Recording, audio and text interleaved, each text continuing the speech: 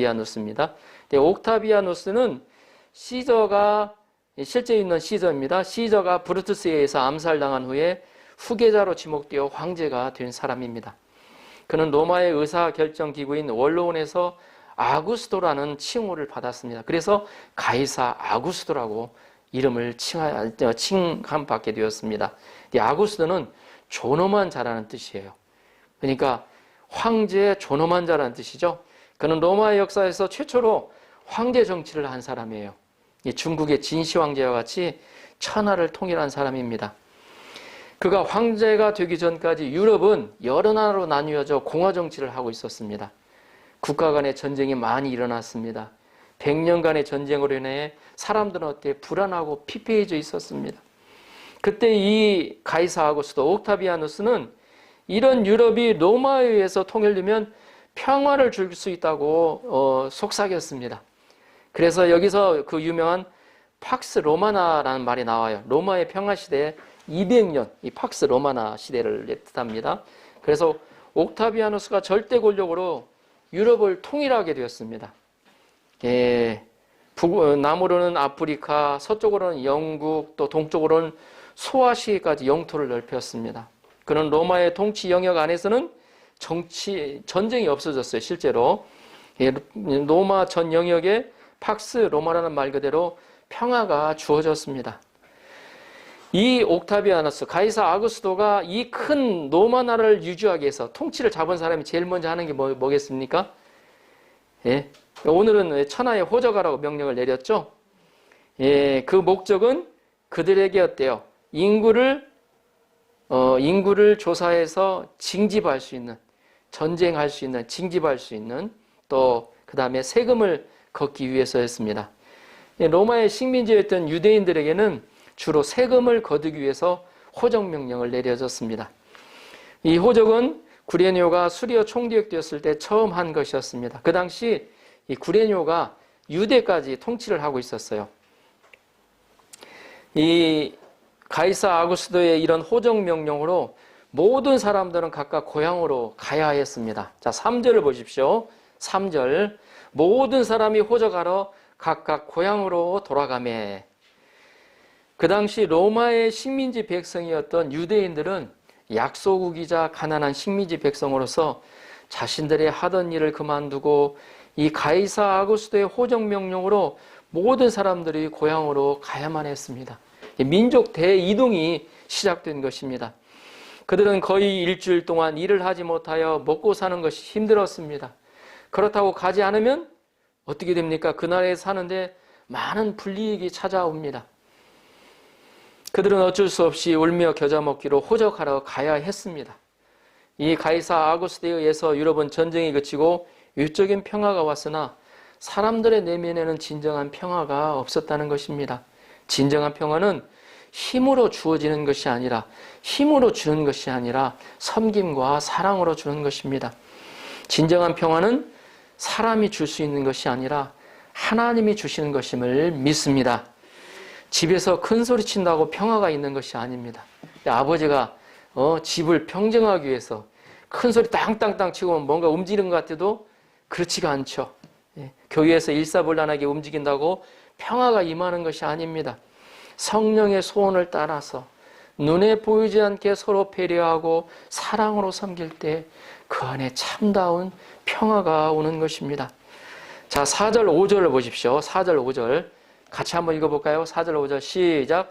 요셉도 다윗의 집 족속이므로 갈릴리 나사렛 동네에서 유대를 향하여 베들레헴이라 하는 다윗의 동네로 그 약혼한 마리아와 함께 호적하러 올라가니 마리아가 이미 잉태하였더라. 아멘. 요셉도 다윗의 집 족속이므로 갈릴리 나사렛에서 유대 베들레헴으로 가야만 했습니다. 유다의 최북단에서 남단으로 가는 150km가 되는 길입니다. 자, 지도를 잠깐 한번 보여주시겠습니까? 자, 나사렛에서 베들레헴까지, 여기 나사렛 여기가 있죠? 베들레헴이 여기 있습니다. 이게 반드시 이렇게 가면 좀 빠를 텐데 사람들 보통 요단강 주위를 거쳐서 이렇게 올라갔습니다. 이 150km, 그리고 산악지역이에요. 저기 이 여리고에서 이렇게 예루살렘으로 이렇게 베들레헴으로 가려면 굉장히 높은 길을 올라가야 됐습니다. 예, 당시는 보통 남자들이 3, 4일 걸렸습니다. 요즘에는 150km 정도 뭐 어때요? 버스를 타고 가면 2, 3시간 걸리는 거리입니다. 요셉은 그 길을 만삭이 된 아내와 함께 가야 했습니다. 요셉은 이때 어떤 생각을 해야 했을까요? 아마 여러 가지 생각을 했을 것입니다. 예, 먹고 살기 바쁜데, 예, 또 자식도 아내도 생겨서 먹여야 되는데, 예, 왜 이런 걸 하지 않으면 안 됐을까?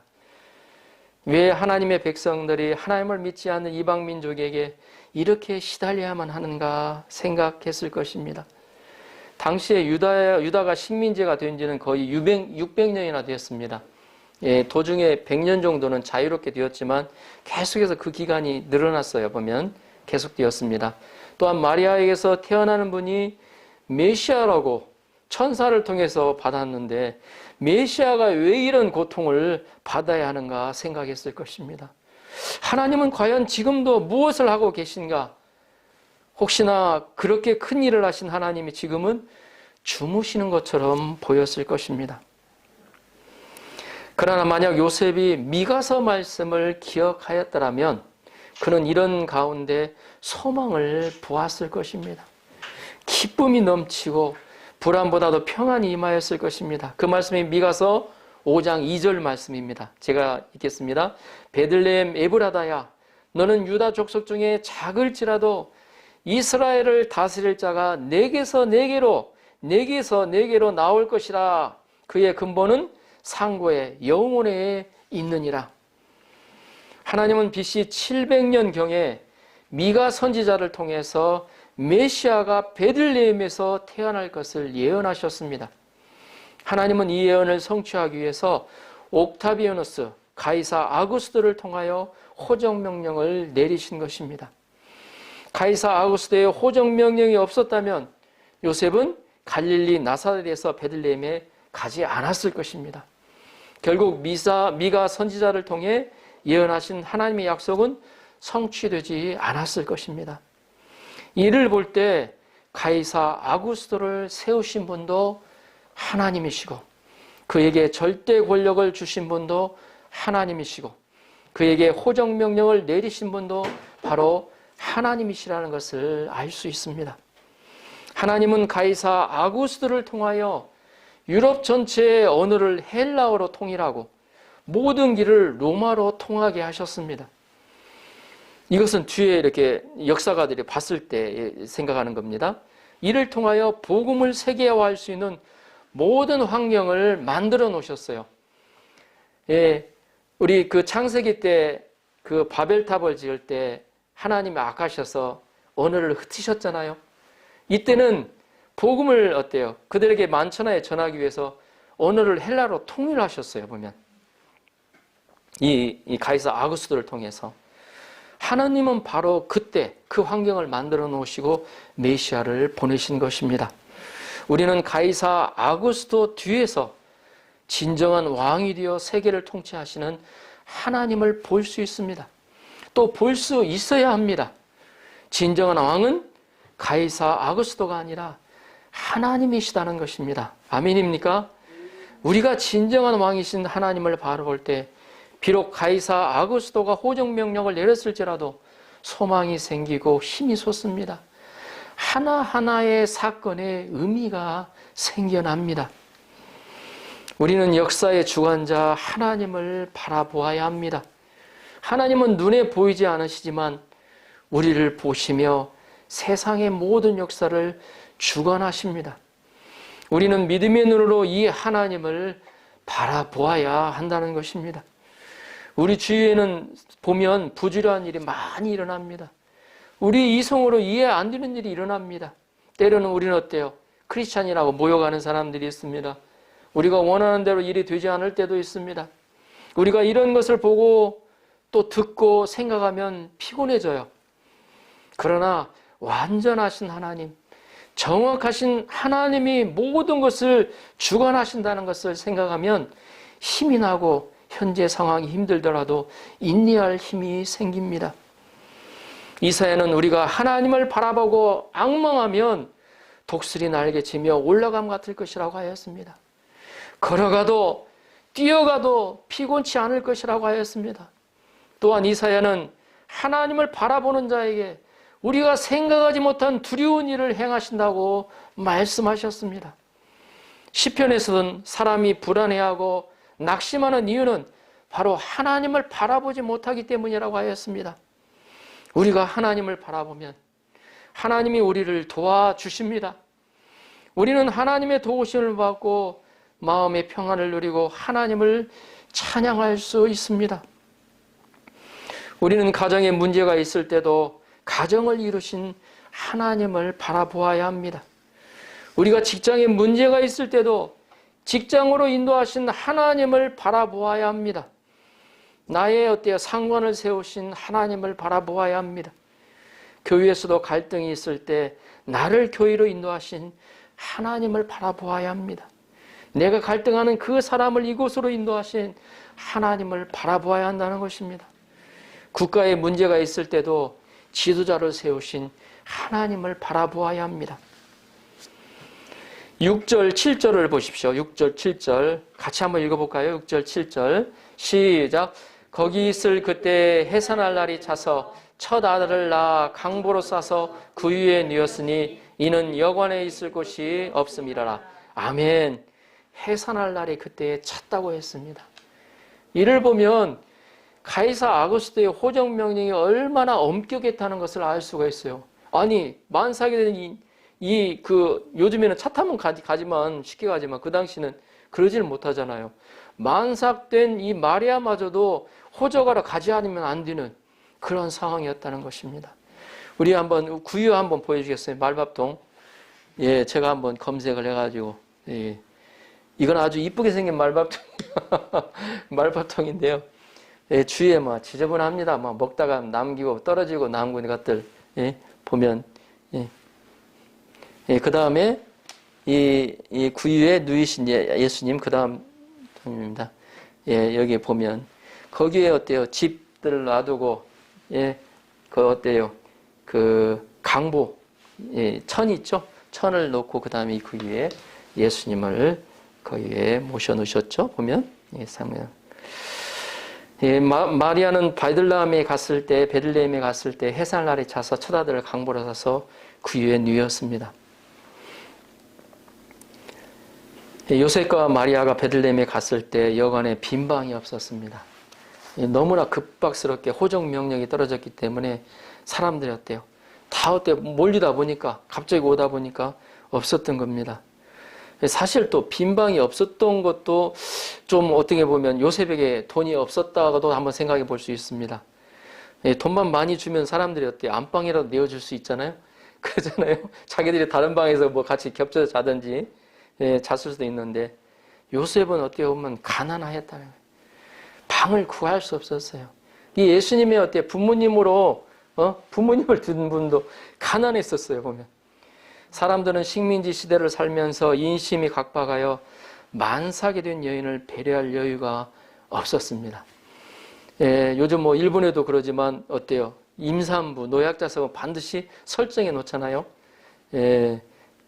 저번에 얼마 전에 광주에 지하철이 있다는 얘기 들었는데 보니까 그 임신부석이라고 딱 이렇게 특별히 만들어냈는데 거기를 딱 앉으면 메시지가 나온다 합니다. 여기는 임산부석입니다. 그러면 사람들이 다 쳐다봐가지고 다른 사람이 앉으면 거기 앉아있지를 못한다고 도망간다고 합니다. 그 메시지가 나온다고 그럽니다. 보면 그런 걸 들었습니다. 근데 아무도 그들을 어때요? 이런 만삭된 여유를 배려할 여유가 없었다는 거죠. 사실 그러면 가까운 사람이라면 이리 와서 좀 따뜻한 방에 있으라고 내가 좀 밖에서 어디든지 다른 사람하고 같이 자든지 하겠다고 했을 텐데 그런 여유가 없었습니다. 아무도 그들을 구원하러 오신 그리스도를 위하여 방을 내어주지를 않았습니다. 사람들이 힘들게 살면 이렇게 이기적이 됩니다.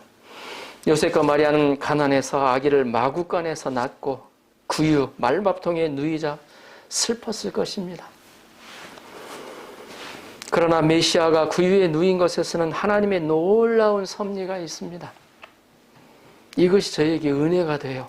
어떤 분은 구약성경에 메시아가 그 위에 누일 것이라는 예언이 있다고 하는데 전혀 없습니다.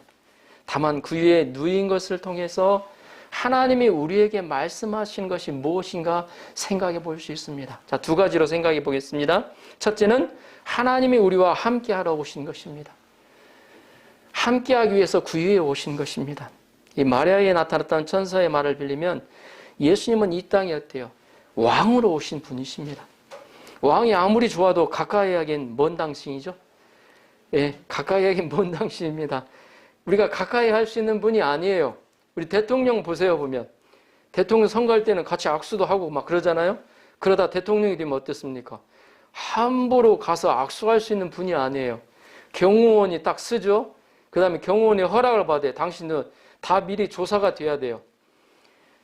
예, 대통령을 아무래도 만나려고 하려고 하면 경호실, 비서실을 거쳐야 되고 그 사람이 어떤 사람이고 다 조사가 이루어지고, 예, 적어도 한 달 전에 예약을 해도 만날 수 있을까 없을까, 그것도 만나줘야 만나는 거죠. 보면, 예, 심지어 어때요? 우리 여기 시장님, 구청장님을 만나는 것도 아무나 쉽게 만날 수 없습니다. 예수님은 이런 것을 아시고 아무 힘이 없는 가난한 아기의 모습으로 오신 것입니다. 문도 없는 마구간에 오셨어요. 예수님을 만나러 갈 때는 비서실이나 경비실을 거치지 않아도 된다는 것입니다. 비밀번호를 알 필요도 없습니다. 누구나 부담 없이 예수님께 와서 만날 수가 있습니다. 예수님은 낮고 낮은 모습으로 오셔서 누구나 가까이 할 수 있게 오셨다는 것입니다. 예수님은 어때요? 문턱을 낮추시고 문을 없애셨어요. 예수님은 이 세상에 오셔서 와 보라 하셨어요. Come and see. 사람들을 초청하셨습니다. 예수님은 지금도 어때요? 누구나 목마른 사람은 내게로 오라고 우리를 초청하십니다. 수고하고 무거운 짐자들아 다 내게로 오라고 하십니다. 다만 우리가 마음문을 열고 예수님을 영접하기만 하면 예수님은 우리 안에 들어오십니다. 성령께서 우리 안에 들어오셔서 우리와 함께 먹고 마시며 교제하십니다. 예수님은 영원히 우리와 함께 하십니다. 1981년 한 예화를 들어봅니다. 1981년 흑인 가운데 가장 장수한 찰리 스미스라는 사람이 130세의 나이로 플로리다주 바토우에서 세상을 떠났다고 합니다. 130년을 살았어요. 1981년. 이 엄청 아마 최장년이 아닐까 하는 생각이 드는데 그러나 그에게 130년의 세월은 고통의 전시장과 같았다고 합니다. 그가 태어났던 때가 1850년이 되죠. 1850년, 1851년이네요, 정확히. 그는 노예로 태어나 갓난아이 때부터 고통 속에서 살았다고 합니다. 그는 미국의 남부와 서부를 헤매며 매맞고 모욕을 당하며 굶주리고 병들어 죽을 고비를 20번도 넘게 경험했다고 고백했습니다. 130년간 고생만 하다가 죽은 스미스 씨는 임종하기 며칠 전 자신을 방문한 스티븐스 목사 앞에서 이렇게 기도했다고 합니다. 하나님, 내가 흑인으로 태어나게 했음에 감사드립니다. 고통스러운 노동생활도 감사합니다. 130년간 언제나 내 곁에 계셔주신 하나님 감사합니다. 스티븐스 목사는 이 기도를 들으며 이런 신앙만이 하나님을 기쁘시게 한다라고 말했다고 합니다. 그의 마지막 고백이 저의 마음에 감동의 메아리처럼 들립니다. 돌아보면 고통뿐일 그의 인생 가운데 하나님이 함께 하심을 믿으며 인내하며 살아왔던 것입니다. 함께 해주시는 주님의 은혜가 바로 이것입니다. 시애나의 성녀 캐더딘이라는 유명한 수녀가 있습니다. 그는 몹시 고통스러운 어느 날 이렇게 하나님께 불평을 했다고 합니다. 언제나 나와 함께 하신다고 말씀하시던 주님께서 내 심장이 찢어질 만큼 괴로운 이때 도대체 어디에 계십니까? 하면서 부르짖었다고 합니다. 그때 다음과 같은 대답이 들렸다고 합니다. 나는 지금 너의 심장 속에 있다. 예, 둘째는 예수님은 낮아져서 우리의 연약함을 체험하셨습니다. 그 위에 오신 것은 우리의 연약함을 체험하기 위해서 오셨다는 것입니다. 예수님은 육체를 가지신 몸으로 오셔서 우리의 연약함을 체험하셨습니다. 예수님은 근본 하나님이십니다. 하나님의 아들이십니다. 그러나 육체를 가지신 몸으로 오셔서 우리의 연약함을 다 체험하셨다는 것입니다. 예수님도 어때요? 배고프고 목마르셨습니다. 예수님도 오래 걸으면 피곤하셔서 사마리아 여자를 어때요? 그럴 때 우물 곁에 풀썩 주저앉으셨죠?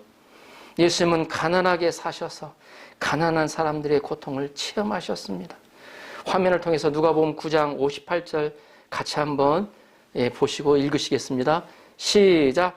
예수께서 이르시되 여우도 굴이 있고 공중의 새도 집이 있으되 인자는 아멘. 이 머리 둘 곳이 없다는 걸. 우리 그 샐러리맨이나 힘들게 일하고 오더라도 어때요? 저녁에 와서 머리 딱 두고 마음 편히 잘 수 있는 곳만 있어도 어때요? 그 다음에 다시 일할 수 있는 힘이 생기지 않습니까? 그런데 예수님은 그런 머리 둘 곳도 없었다고 고백하고 계세요. 예수님은 눈물 젖은 빵을 먹어보신 적도 있으실 겁니다. 40일 굶으신 적도 있습니다. 예수님은 친아버지가 없이 태어나 아버지 없는 사람의 고통을 체험하셨습니다. 사람들은 예수님을 마리아의 아들이라고 놀렸을지도 모르겠습니다. 목수의 아들이라고 천대하였습니다. 예수님은 식민지 백성으로 태어나셔서 식민지 백성들의 모든 아픔들을 체험하셨습니다. 로마 사람들은 예수님을 조롱하고 채찍질하였습니다. 유대 종교 지도자들은 예수님의 얼굴에 침을 뱉고 귀싸대기를 날렸습니다. 예수님은 마침내 십자가에서 우리의 질병의 모든 고통을 체험하셨습니다. 우리의 죄와 허물과 질병의 고통을 체험하셨습니다. 예수님은 우리의 죄악으로 못에 박히고 창에 찔리셨습니다. 6시간의 긴 시간을 갈증으로 고통하셨습니다. 예수님은 십자가에서 죄인이 받는 심판의 고통을 다 체험하셨습니다. 그래서 예수님은 우리의 고통을 마음으로 이해하실 수 있으십니다. 그러므로 예수님은 죄악된 우리를 이해하시고 우리가 연약해서 죄를 범할 수 없는 것을 이해하시고 우리를 도울 수 있으시다는 것입니다. 우리와 함께 하시고 우리를 도우시는 예수님은 우리의 친정한 그리스도가 되십니다. 옛날 속담에 과부의 사정은 과부가 안다는 말이 있습니다. 이 과부의 서름은 과부가 안다는 겁니다. 남의 곤란한 처지는 직접 그 일을 당해 보았거나 그와 비슷한 처지에 놓여 있는 사람이 잘 알 수 있음을 비유적으로 이르는 말입니다. 돈 없는 사람의 심정을 누가 알아주겠습니까? 부자가 알아주겠습니까? 아닙니다. 똑같이 그 사람의 형편을 경험해 본 사람만이 알아주고 친정으로 이해해 줄 수가 있습니다. 우리의 인생이 파란만장한데 어떤 누구가 우리의 마음을 이해해 줄 수 있겠습니까? 파란만장한 인생을 살아본 사람만이 이해해 줄 수가 있습니다. 인생의 공중전, 우주전까지 경험해 본 사람을 누가 이해해 주겠습니까? 그러나 예수님은 이해해 주십니다. 이 세상에 어느 누구가 이해해 주지 못하더라도 예수님은 이해해 주신다는 것입니다. 그리고 함께 해주시고 도와주십니다.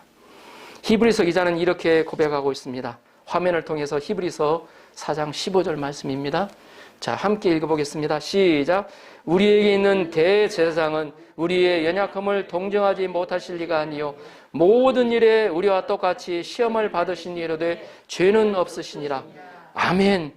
모든 일에 우리와 똑같이 시험을 받으셨다고 했습니다. 인간의 연약한 육체의 연약함 모두 경험하셨다는 것입니다. 예수님은 이 땅에 가장 연약한 아기의 모습으로 오시고 인간의 몸으로 우리와 똑같이 시험과 고난을 다 받으신 분이십니다. 더욱이 십자가에서 우리의 죄와 허물의 대가를 다 치르신 분이십니다. 그러기에 우리의 연약함을 너무나도 잘 이해하시고 알아주십니다. 이것이 바로 은혜입니다. 나의 남모르는 고통, 나의 남모르게 흘리는 눈물, 나의 슬픔과 깊은 탄식까지 이해하시고 알아주십니다. 그리고 함께하여 주십니다. 우리가 이 예수님을 만나면 이해받는 나도 이제는 이해해 줄 수 있는 사람이 됩니다. 인생의 공중전까지 경험해 보셨다면, 공중전까지, 우주전까지 경험해 본 사람들은 어느 누구도 더 잘 이해하고 도와줄 수 있습니다. 참 힘들었겠네요. 나는 한마디가 전도의 시작이 됩니다. 이것이 우리에게 주어진 은혜이자 사명입니다. 결론적으로 예수님은 만왕의 왕이시지만 볼품없는 구유의 말밥통에 누이셨습니다. 구유는 화려하지 않고 냄새나는 곳입니다. 구유는 낮은 곳이요 열려있는 곳입니다. 예수님은 우리와 함께 하시기 위해 이 구유에 오시고 구유에 누이셨습니다. 그리고 예수님은 우리의 모든 것을 채울하기 위해서 이 구유에 오신 것입니다. 아멘.